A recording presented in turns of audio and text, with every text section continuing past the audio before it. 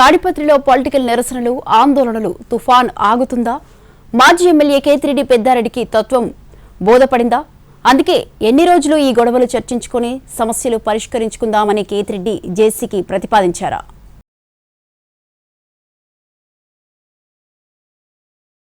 తాడిపత్రిలో టీడీపీ నేత జేసీ ప్రభాకర్ రెడ్డి, మాజీ ఎమ్మెల్యే కేతిరెడ్డి పెద్దారెడ్డిల మధ్య జరుగుతున్న వారు సరికొత్త టర్న్ తీసుకుంది. వైసీపీ నేత కేశవరెడ్డిపై జరిగిన దాడి పరిణామాలు ఇక్కడ వాతావరణాన్ని మరింత హీటెక్కించాయి. అటు జేసీ ఆందోళనలు, వార్నింగ్లు, ఇటు వైసీపీ నేతలు తాడిపత్రి, అనంతపురంలో చేస్తున్న నిరసనలు ఉద్రిక్తతలకు దారితీశాయి. వైసీపీ నేతలంతా జేసీపై ఒక రేంజ్లో ఫైర్ అయ్యారు.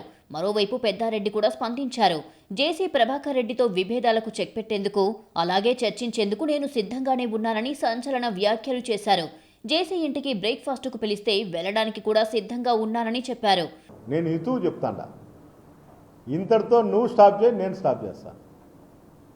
నువ్వు చేయకోకుండా ప్రతిసారి ఇదే విధంగా దాడులు ఇంకోటి మొదలు పెడితే నేను చట్టరీత్యా ఏం చేయాలో అవన్నీ చేసి తీరుతాను.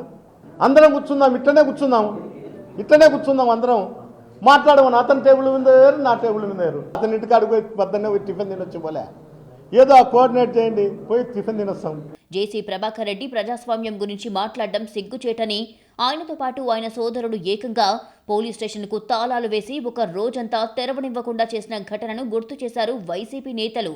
వాహనాలు కొనుగోలు చేసే నకిలీ ఇన్సూరెన్స్లో ఎన్ఓసీలు చేసిన నీపై కేసు పెడితే దానికి తానేలా బాధ్యుడిని అవుతారని ప్రశ్నించారు. తనకు మద్దతు ప్రకటించిన మాజీ ఎమ్మెల్యేలు అనంత వెంకట్రామరెడ్డి, విశ్వేశ్వర్రెడ్డి, మాజీ ఎంపీ తలారి రంగయ్యలను దూషించడం సరికాదన్నారు. పైగా 24 మంది వైఎస్ఆర్సీపీ నేతల అంతు చూస్తానని జేసీ ప్రభాకర్ రెడ్డి బెదిరిస్తున్నారు.